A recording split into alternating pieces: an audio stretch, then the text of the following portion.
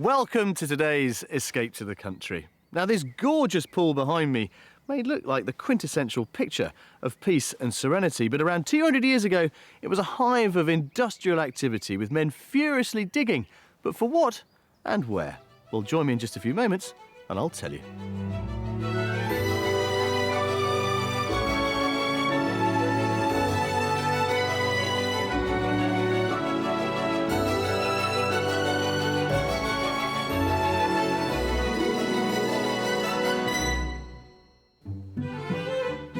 On today's show, I'll be helping an island-hopping spiritual healer find peace in the countryside, ably assisted by his daughter. We hit the spot. Oh, this is it. This is, wow. It's perfect size for you, isn't it? Yeah. And leave them stunned. You're a bit lost for words. I'm a bit speechless, yeah. I am. Well, today we're in Dorset, and this is the aptly named Blue Pool at Fursbrook, just outside Wareham. Since the days of the Romans, this area has been a rich source for what's known as Purbeck ball clay. In the early 1600s, it was much in demand for producing clay pipes following the introduction of tobacco from the Americas. And as our love affair of tea increased in the 1700s, well, the likes of Wedgwood turned it into teapots and teacups to grace some of the finest homes in the country. Now, this particular clay pit behind me was begun in 1840, but within 20 years, they'd finished work here and left behind this amazing blue lagoon. And it's the clay in the water that still exists that gives it this amazing turquoise colour. It's a real gem that just goes to show that this region is full of hidden surprises. Dorset, bordered by 4 counties, is sandwiched between Hampshire in the east and Somerset in the west, and its geographical location offers the best of countryside and coast, with 42% of the county designated as protected areas of outstanding natural beauty. Its shores encompass the 95-mile-long Jurassic coastline, whose 180-million-year-old prehistoric cliffs have earned it World Heritage status, and include the remote stretch of Chesil Beach and the secluded Lulworth Cove. Looking inland, farming has shaped Dorset's rural landscape, with lowland areas defined by lush pastureland, feeding the county's dairy industry. Unsurprisingly, 80% of this agricultural splendour falls within a natural conservation area. It's no wonder then that Dorset exerts such a powerful pull on property shoppers looking to find a permanent home in this wonderful mix of glorious scenery.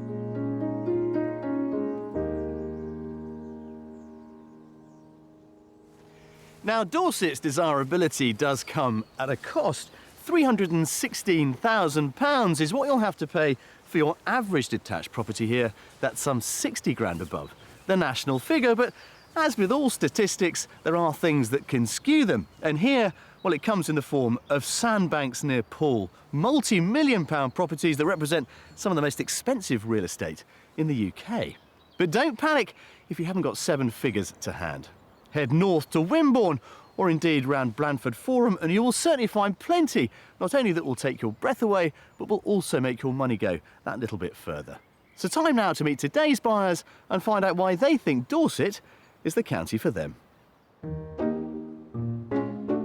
Since the year 2000, retired IT consultant John has lived in busy Bembridge on the Isle of Wight, close to his daughter Sarah, but feels the time is right to swap the high street for a quieter spot in the countryside. Bembridge is a lovely, lovely place, but over the years it's got more and more busy.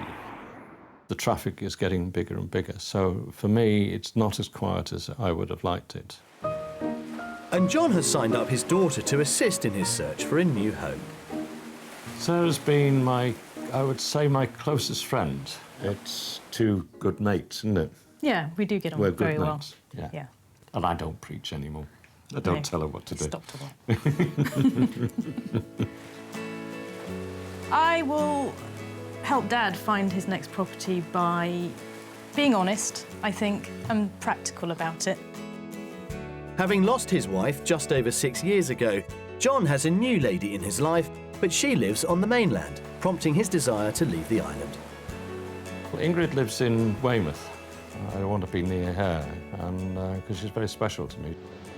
It's been difficult because of the expense of the ferry crossings. The logistics of it are just quite difficult to manage to get from here to Weymouth. Yeah. So, yeah, it sort of makes sense for Dad to be over there. When it comes to the new home, John is very specific about what he's after. I think the priority is a nice quiet spot. My ideal property would be a nice low-slung cottage, you know. I'm not keen on thatch, obviously, for the price and the insurance problems and all of that sort of thing. So its energies are quite important, and the feel, you know.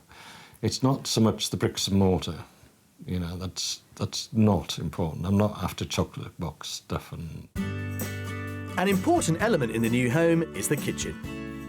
I'm passionate about my cooking. I've been cooking Indian food. Well, I've been cooking food since I was about 3. We love cooking huge banquets together, and we'll cook about 15 dishes, you know.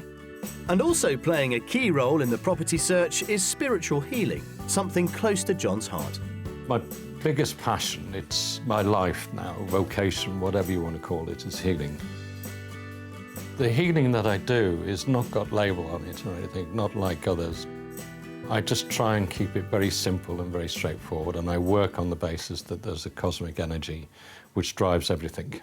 So a healing room is very important. It doesn't have to be a bland, empty box or anything. It just needs a room that it feels right.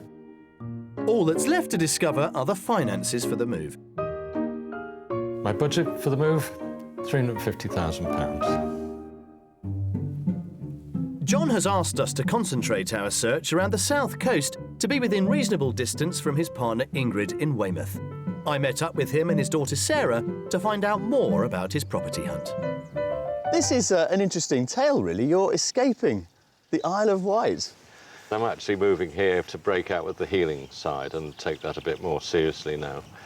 And I found a partner 3 years ago, and we've really hit it off together. And she lives in Weymouth, so it was an opportunity to bring the two together. What sort of travelling time are we trying to get within?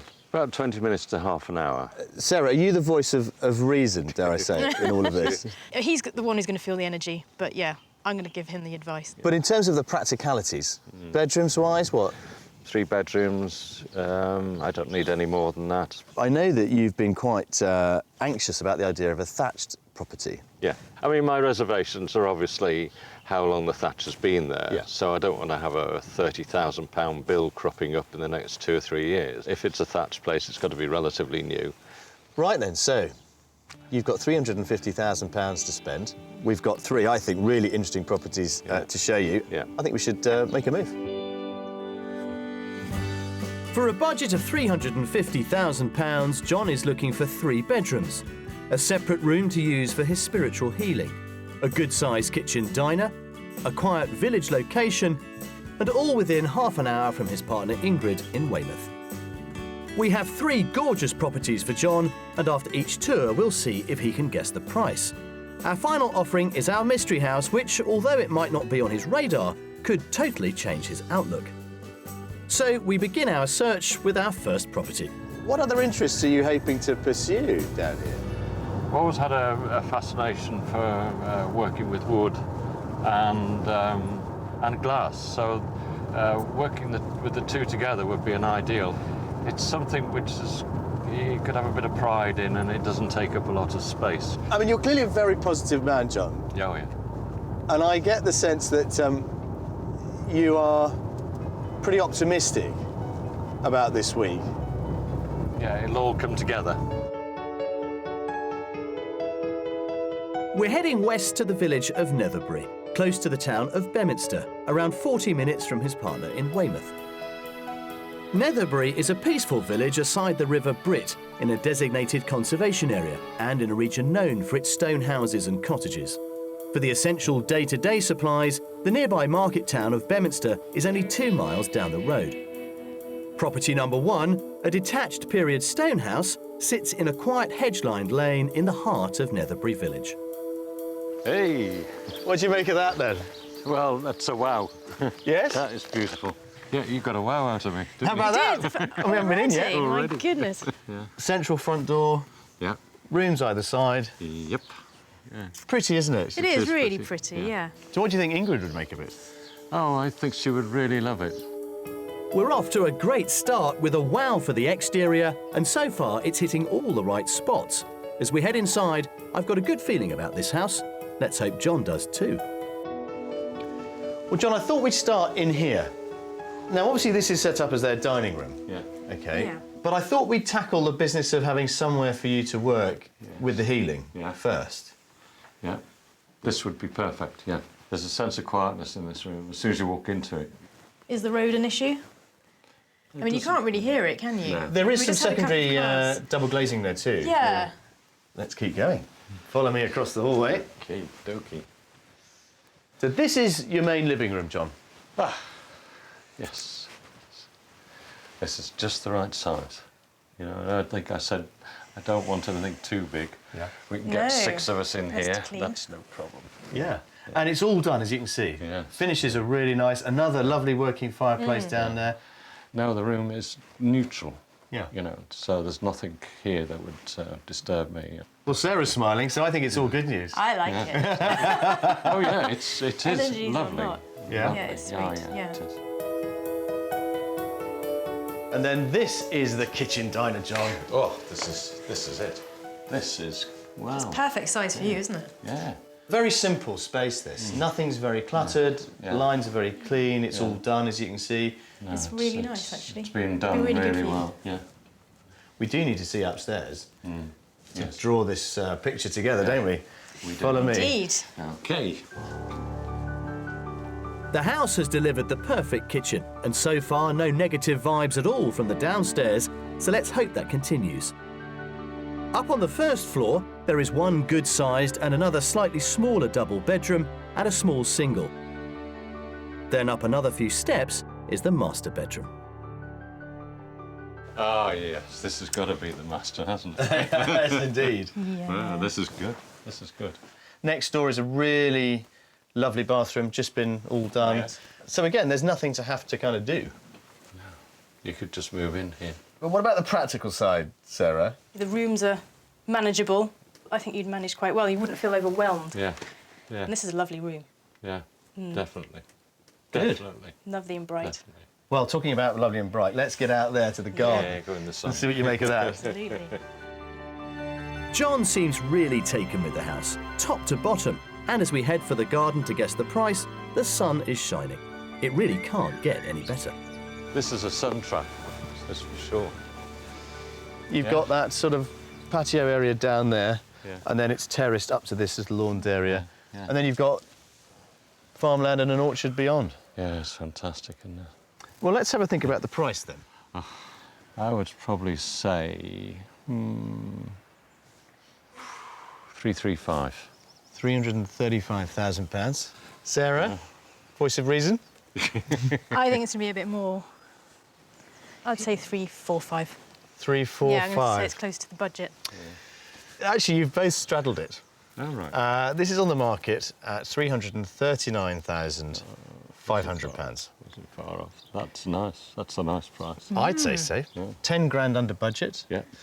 There's nothing really needs doing. No. Yeah. Well, I think you should now go and explore a bit more. Right. Feel the energy. Hell yeah.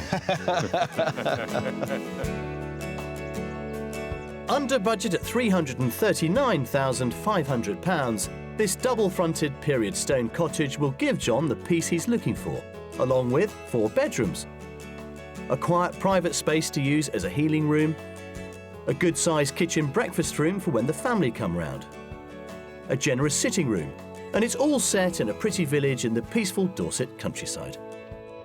Oh, this is nice, isn't it? Yeah, it is, isn't it? Yeah, it's good. You could even have this as a sort of master bedroom, really, if you wanted to. It's got a lovely feeling to it. It's a very, very gentle feeling to it. There are issues with location for me, mainly the distance from Ingrid. I wanted to be a bit more closer than, you know, around about the 20-minute driving time, whereas here we're a bit further than that. I could see my dad living here. I think this is ideal for him. The rooms are just the right size, they're cosy. I think there's a room that he could definitely use as a healing room. Well, I think that went rather well, John. brilliant. Absolutely superb. Yeah? Yeah. Good start, Sarah? Yep, very good start. Yeah. Couldn't Well get done. better, really, could it? It might. Still shining. Come on. Isn't it? Wow. For centuries, Dorset's countryside has been home to traditional craftsmanship skills that underpin country life. But with shifting employment trends, these practices are in danger of dying out. However, artisans at the Dorset Centre for Rural Skills near Child Oakford have been reviving and teaching traditional crafts. Mindful of John's creative streak, we sent him and daughter Sarah to meet founder Rob Buckley. Well, welcome to DCRS, the Dorset Centre for Rural Skills. This is one of the workshops where we run courses. Is there anything you're particularly interested in? I've always had this passion since I was a child to do something with glass. I think it's fascinating. Yes. If you want to come down this way to the studio, one of our tutors has got something very special lined up for you. Wonderful. Oh, So fantastic. if we head on Great. down here. The aim of the centre is to give craftspeople the opportunity to pass on their skills whilst maintaining a business, running courses such as hedge laying, blacksmithing and glass blowing. Local glassblower MZ Sharp has been running her own studio for over 10 years, having learnt her craft around the world, including 3 years in Murano, Venice, the centre for glassblowing. Have fun. Thank you very much. you. Lovely to meet you. Cheers, Rob. Thanks, mate. Bye-bye. Come in. Okie dokie. Thank you. So you've come to have a go at glass blowing, have you? Yes. We're going to try a bauble. This is one my son made, Luca, who's 6. So if he can do it, you can do it. Exactly. The glass, a mix of 24% lead and silica, has to be in the furnace for 24 hours, making sure it's at approximately 1100 degrees centigrade and pliable enough to be worked. Keep turning, that's it. Got it. Colour is achieved by rolling the molten glass in ground metal oxides which impregnate it. Now, Over to the heat. The glass is then returned to the heat in the glory hole part of the furnace, which is not as hot. We're melting in the colour. right. Okay, so out you come, hang it down into the mould. Right. Okay, and now I want you to blow hard as you can and turn at the same time. Okay. Steep angle, turning and blowing, turning and blowing. Speed is the key in glass blowing, as it's imperative to get the glass shaped before it cools down. Yes, here it comes already. Good, keep going. And it's essential to keep turning the pipe to avoid the fluid glass dropping off the end. Lovely. Okay, Yeah. see that? Oh, magic. Not a bad attempt. Amazing. Now for the finishing touch. Just below your tweezers there. Snip, yep, and again. Lovely. Little hook. Hey! Great. Beautiful bauble. Oh, thank you, MC. That was Pleasure. really, really good. After their insight into Dorset's rural craft heritage, let's hope John and Sarah can continue to plough their creative gusto into our house hunting quest. For our second property, we're travelling east to the centre of the county, to the village of Hilton, near to the town of Blandford Forum, around half an hour from Weymouth. The pretty village of Hilton, with its 15th century Gothic church, is in the heart of the Dorset countryside and is littered with picture postcard thatched cottages typical of the area. Bearing in mind John's aversion to thatched roofs, we're taking a chance here in order to give him extra space. House number 2 is a Grade 2 listed semi-detached cottage that has undergone extensive modernisation. Now, John, Yes? look over there. Good grief. That is property number 2. That's nice, isn't it? Yeah? What do you think, Sarah? I love it. I think it's really sweet. It's really pretty. And one thing I can assure you of is that what we find on the inside is not what you're expecting. Okay. A good reaction to the outside, and John hasn't run away at the sight of a thatched roof, so he's hoping the configuration of this extended cob cottage will give him the space he needs.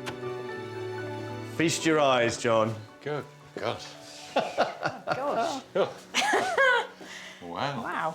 Yeah, definitely a wow. Not expecting that I told you. at all. Yeah, you were right. Something else. No, it's absolutely fantastic, isn't it? You're a bit lost for words. I'm a bit speechless, yeah. I am. It's not like me. Well, let's see if you can find some words in here. This is amazing. Look at this. As we leave the kitchen, we move into the new part of the cottage, an extension that runs along the rear of the property, adding significant extra space with 2 large extra rooms.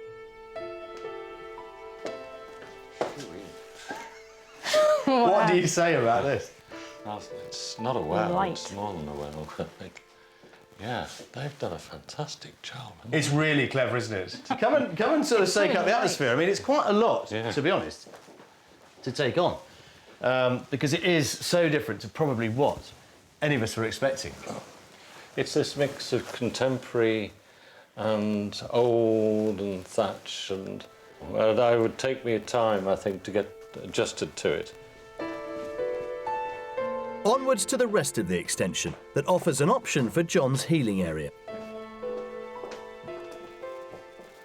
Now, here on the other side of the pod, you've got wet room, Gosh. and then this, Wow. which is currently the master bedroom. Nice, isn't it? Very nice. If you were prepared to compromise on your bedroom and go upstairs, Yeah. this might lend itself to being your treatment room. That's true. That makes sense, yeah. The upstairs is within the original part of the cottage, with its more period configuration. Now, it's up here, guys, that we really start to go back in time. Much more of that cottagey feel. Yeah? Come into this one. Oh, it's nice. Squeeze in. It's cosy.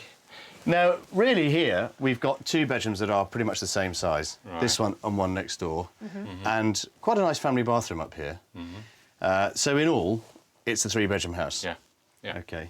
But this is where the compromise might be if you decide to use that amazing master suite as your treatment room. Yeah. Yeah, it would be an option, though. Come on, let's go and get some fresh air. As we head outside, I get the feeling John is finding this combination of the old and new slightly confusing. So it remains to be seen if he's willing to concede on bedroom size in order to get his healing room. You see, this, John, I think this is where it really starts to make sense. You know, it seems to blend. It's a nice contrast with the thatch. And You know what's coming now, don't you? Yeah. And it's Sarah's turn first. I'm going to say 360. 360. I know it's above budget, but... I think potentially it could be spot on budget, about 350. But I'm being optimistic there, I think. It's 325. Good grief. No way. Really? Yeah. How about it? Wow. It changes the equation yet again. Well, you go and do the maths and I'll catch up with you later. Yeah, OK.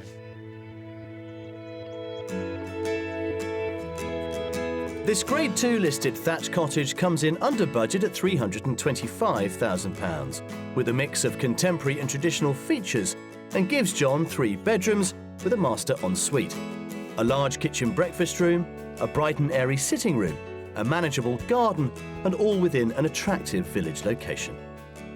If you are going to compromise with downstairs, Yeah. I don't think either of these 2 are big enough No. for you. No. Oh, I love it. I just don't know whether it's the house for you. But, I mean, really, what do you feel about I don't know. I just don't have that sort of feeling. Well, the bedroom, absolutely stunning. I would die for that. It is beautiful. When I walked into the living room, it sort of literally knocked me back. I sort of had to step back a little bit. This is lovely, uber modern and all the rest of it, but there's a bit too much space here. It may be a bit too modern for him downstairs. And I think then upstairs it was a bit too small and cottagey for him. So I think his mind is still trying to sort of work out how that would work for him. This has definitely got the wow factor, this house, but I'm not sure it was the right wow for him. We've had quite an exciting day, I think. We have. Ready for a celebratory drink to finish our first day? Oh, yeah. Absolutely. Come on, lead me to it.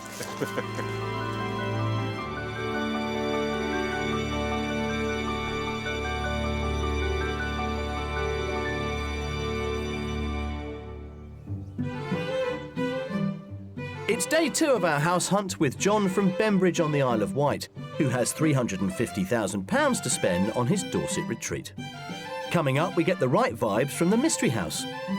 This one, for me, does send zinging things around, you know. And I try to meet a very slippery countryside resident. Are you sure there's any living here? Definitely. You know, we do get to work in some fantastic locations on this show, and as always, Dorset has not disappointed us. Just take a look at that. Chesil Beach, the Fleet Lagoon, and over in the mist, Lyme Bay, and the rest of the coast of the southwest stretching off into the distance. The beginning of any working day really doesn't get much better than this. Now, when we finished up yesterday at Property 2, John said that he was feeling somewhat perplexed. Well, as we are over halfway through our house tours, I think we need to transform that sense of confusion into some sort of conclusion.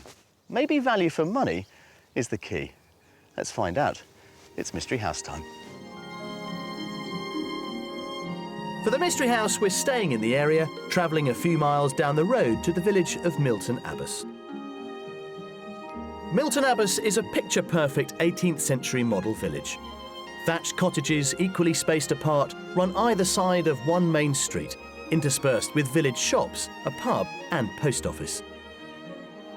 It has, however, an unusual history, having begun life as Middleton Village, half a mile down the road on the Milton Abbey estate. The lord of the estate didn't like the look of Middleton, so he razed it to the ground and moved everyone to a new site, now known as Milton Abbas. The man responsible was called Lord Damer, and in 1772 he asked one Capability Brown to redesign the estate. He moved a village and produced this, well, amazing vista. It is. It's fantastic, isn't it? Beautiful. So if you like all this, you're going to love our Mystery House because it's just down the road, and this will be your local port of call. That's good. Come on, let's show you the property. A short walk away at the bottom end of the village lies the Mystery House, a Grade 2 listed semi-detached cottage that may test John's ability to compromise. Oh, that is... yeah, gobsmacked, as they say in Liverpool. Lovely? Yeah, it's gorgeous. Now, you don't get the whole thing. All right. It is a semi. Right. Ah, it's lovely. Does it have the right sort of feeling? It does. An amazing reaction, especially considering John's reluctance for a thatched roof. He seems to have come full circle. However, the acid test is to come as we head for the kitchen, a room high on his agenda. Come in, John. Now, not a massive kitchen diner. No. Not a diner, but you know we can't have everything, can we? So it's about compromise. What are you thinking? I thought you would say no immediately, so I'm really surprised, pleasantly surprised. Yeah. No, because of the kitchen size. Yeah, I thought that would just be no, but compromise is good. Yeah. It has 3 bedrooms. 2 of them are on the ground floor. Yeah. So I think we should try and have a look at one of those next. John's U-turn by compromising on the kitchen dining space has taken us by surprise, as I thought it would be a substantial sticking point. So let's hope the good vibes continue with the possible space for the healing room. Oh, this is nice and light, isn't it? Yeah. Yeah, gosh, yeah. Right. And you get a nice view out to the trees. Through Yeah. Next door also has lovely, actually. a sort of light well like that. Yeah. This is bigger. It's set up as a twin, and next door is the bathroom. You just get that lovely feeling. It's very grounded. That's probably because of the age of the property. The living room is a real seller. Come and have a look at this. Ooh, that sounds intriguing. Now on the way is the dining room. Ooh, yeah, Oh, that's nice. sweet. So it's not a kitchen diner, but it Yeah. is a kitchen with a diner. Oh, wow. Yeah? Oh gosh. Yeah. Like that? Yeah. Definitely. Cosy, isn't it? Oh, it is. And that's rather nice, the little window seat there. Yeah. That's lovely. This one, for me, does send zinging things around, you know. But the head is still saying, oh, but you don't want semi and you don't want this and you don't. And the heart is saying, yeah, hang on, let's just... Is he given to following his head or his heart? He's a heart man. Yeah, I thought so. Yeah, Yeah. definitely. We have got you, I think, quite a nice master bedroom upstairs, so you've got your own little domain there. That's good. Let's have a look at that. That's important. The mystery seems to be coming up trumps, not just on a practical level, but spiritually too. So onwards upstairs to see if the bedrooms have the zing factor as well. Sweet. Do you like this? Yeah, Oh, yeah, that's really sweet. It's nice. You're beaming, aren't you? Oh, I am. Yeah. I've never seen you so happy. And across the landing, effectively an ensuite dressing room, really. Yeah. Shower in there Yeah. and so on. Yeah, it's really No, cosy. it's really cosy. I think it's a happy coincidence that actually our final property really seems to fit more. It is all kind of here spatially Yeah. for you. And it has the character and similar, better energy than number 1 did. So, you Which you know, really liked. Yeah, I did like, yeah. So, yeah, this is lovely. With the energy flowing, we head outside to the garden, as it's time to guess the price. What do you think, John? That's There it is, the pond. your water feature. The water, yeah. You love water. Listen. Now, the garden itself also continues up beyond this other terrace here Yeah. and way up towards the wood line. That's it. I think this one's going to blow my budget. I Yep. think it's going to be about 365. 365, Sarah? I'm going to be more optimistic. I'm going to say it's on budget at 350. At 350. It could be yours for offers in excess of £300,000. Good grief. That is incredible. Gosh. And the thing is, I know I would be so happy here. The feeling of this place is quite incredible. This is the one. Yeah? Oh, yeah. Well, look, there is a bit more that you haven't seen, and it's up that hill. Beautiful views. Yeah. Go and check it out, and I will find you later. Okay. The charm of this 18th century Grade 2 listed mystery cottage seems to have completely won John over and is well within budget, with offers required in excess of £300,000. It gives him 3 bedrooms, including a decent-sized master, with the option to convert one into a healing room, a characterful living room with inglenook fireplace, a peaceful garden including ornamental pond and secluded patio, views over the glorious Dorset countryside, and all within reasonable distance to his partner Ingrid in Weymouth. It's a nice space, isn't it? It is, isn't it? Can you see yourself healing up here? Oh, yeah. Yeah. This has totally blown me. I know I said that yesterday, know. but this is a very positive thing. Very positive. The kitchen, perhaps I would have liked a kitchen diner, but actually that kitchen is perfectly adequate for cooking. The living room is just it's just so fantastic, and there's a lovely energy in the whole thing. So wherever you go on this property, there's a feeling of flow of energy. Timing point of view, from Weymouth, we're only looking at 20, maybe 25 minutes. I think I've got a very clear idea where I want to be. This has changed his whole outlook, and he's willing to compromise. There's something about it that he feels is right for him. He's just walked through the whole house saying, yep, I love this, I love it, I can feel it. And so if he's happy with that, so am I. And I share that. I think it's really, really cosy and lovely, really lovely house. How'd you come, sir? Madam. Thank you. Wow, what a few days we've had, John. What a journey. What a journey. Well, it's not quite over yet. You've got it all to think about now. Yeah. So, off you go. Let's hope we resolve that confusion. Yeah. I'll catch up with you later. Thanks. Brilliant. Well, that is it as far as our house tours go for John and for Sarah. But if we have managed to whet your appetite as to what Dorset has to offer, here's a little taster of what's on the market right now. If you want to put down roots in Dorset, you can still secure the village life with period stone cottages such as this 2-bedroom terraced house in Piemore, just north of Bridport, on the market for £210,000. Should your budget stretch a little further, then this Georgian Grade 2 listed 3-bedroom semi in the classic picture postcard village of Bradford Peveril is full of character. This home is available for offers in excess of £395,000. And if the classic thatched cottage is your idea of a country retreat, but you're looking for modern conveniences, then how about this 10-year-old 4-bedroom hamstone property, mixing contemporary fittings with period character, inviting offers in excess of £625,000.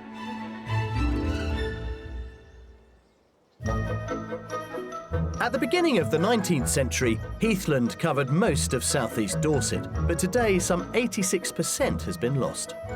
It's important to conserve these areas, as it's this environment which is home to specialist plants and animals, including all 6 of our native reptiles. Today I've come to Arne, a heathland nature reserve near Wareham on the south coast, to meet Michael Wilson from the RSPB, to find out more about these cold-blooded creatures and hopefully meet some. Now, the headline that there are 6 reptiles in the British Isles was news to me, I have to confess, and I'm surprised, in a way, that there are so many. Yeah, it's amazing. There's actually 3 lizards, 3 snakes. So we've got slow worms, common lizards, sand lizards, grass snake, adder and smooth snake. And here at Arne is a hotspot for them, really. Now, I have to confess, probably like most people, I have a slight reservation about snakes. Should I be cautious? Are there any that are dangerous in any way? Well, the only venomous reptile is the adder, and really it's more scared of us than we should be of it, really, and it will only sort of bite if it's threatened, if someone accidentally stands on it, something like that. But what is it about this particular reserve that makes it work as a home for this rare collection? Lowland heath is an extremely sort of rare habitat. It's dry here, we're obviously at the southern edge of the country. They just really like that sort of habitat. But how big an area does this cover? Well, we've got about 1,200 acres that we currently manage here at the moment, so yeah, big area. Fair bit to get around, isn't it? Yeah, we definitely. better get a move on. Yeah, cool. Up on the heath, the RSPB monitor and record reptiles, and we're hoping to see at least one of our 6 native species. Because of their rarity, a special licence is required to survey and disturb smooth snakes and sand lizards, so if we do find anything, I'll leave the handling to the experts. So yeah, if you come over here, Jules, I'll show you our sort of reptile surveying area we've got set up. All I can see is some old tin sheets. Yeah, it does look a little bit odd, but there is there is a serious point to this. Reptiles are cold-blooded, and these tins warm up first thing in the morning, and reptiles find them as a refuge, so they can actually reach a decent body temperature so they can be active. Fingers crossed, see what we can see. Just carefully. Well, there's no one in. There's several more to look under, so we'll see what we can find, really. They are clearly rare. That's reptile hunting for you. Ah, ants. Lots of ants. No. Nope. Nope. Not a soul. No. No. No one. Spider. Is it? No. No. I mean, Michael, we have looked under, what, 40? About 40 tins, yeah. They are out here somewhere. I like to think they're watching us. Probably I think laughing. so, laughing at us, yeah. Thankfully, however, Michael caught a couple of reptiles earlier in the day, so let's see what he's got for us. First thing I'm going to show you is probably the commonest reptile in Britain, and this is a slow worm. Despite appearances, she's actually a lizard. If you grab hold of their tail, it will actually lose its tail. So just put your hand out like that. Incredible. Seems quite happy, actually. Yeah, I mean, they'll start being quite active because they actually quite like the warmth of your hands. Yeah. So they'll actually make them more active. There you go. So shall I put the lid back on there? Yes, Safely. yep. And what have we got in here, then? So that was a lizard. This is a snake. They're getting quite common. You might even find these living in your compost heaps at home. The biggest snake that you get in Britain, and it's a grass snake. So she's actually probably a couple of feet long. That's incredible. I wasn't expecting to see anything that big, if I'm honest. It's incredible the way it's lying there, so with its mouth wide open. That is a classic grass snake playing dead. Yeah, properly playing dead. I'm not sure she's enjoying this experience. No, Perhaps we better put her back. I think I'll put her back. Yeah. Michael, thank you very much. We had a frustrating search, but it's lovely to see the real thing here. Of the 6 species, the adder is the only venomous reptile in the UK. So when it comes to our cold-blooded neighbours, remember the golden rule. Look, but don't touch. Yeah. Like the creatures basking in the Dorset countryside, I know our house hunters have certainly enjoyed their time here. So let's find out if Sarah has managed to help John come to a conclusion. Well, as you can probably just make out over there, John and Sarah are now coming to the end of what I suspect has been a fairly detailed discussion, and where better to have it against the backdrop of the remains of Milton Abbey, set now within the grounds of Milton Abbey School. There's an awful lot going on around that table, so let's go and find out what's going to happen next.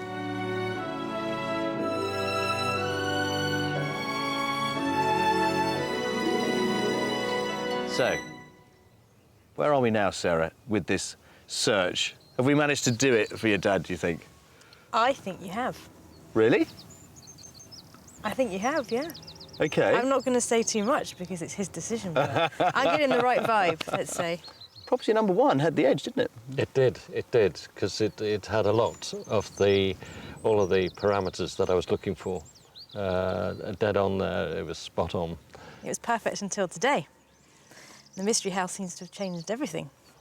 Today wouldn't have happened quite so dramatically if we hadn't had that contrast from the first 2 properties. And that sort of challenged maybe what I was thinking. What am I trying to do? What's my purpose? Am I coming here because I want to do my healing? Well, that's not the ultimate thing. It's the purpose is to spend the rest of my life in peace and tranquility and in a place I'd love to live. So where are we? Providing things go ahead back at home, I'm going to see if I can make an offer on the last one. The mystery house. The mystery house. So it's all dependent on you selling your current property on the Isle of Wight? Which could be soon. Could be soon. Have you got a good feeling about that? Yes. Brilliant. Best of luck. Thank you as well. It's been really great. That is our pleasure.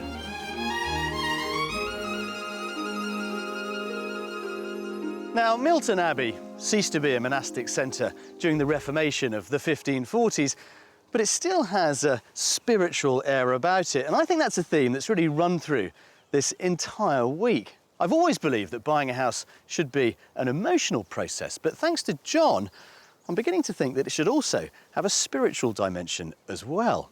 I've learnt a lot from him, and now with any luck, he'll be living just up the road from here in possibly just a few months' time. John has since returned to Milton Abbas for a second viewing of the Mystery House and is eager to put in an offer. All that remains is for John to sell his property, and Dorset may soon welcome a new resident. If you'd like to escape to the country in Northern Ireland, Scotland, Wales, England or further afield to the continent and would like our help, then please apply online at bbc.co.uk/be on a show.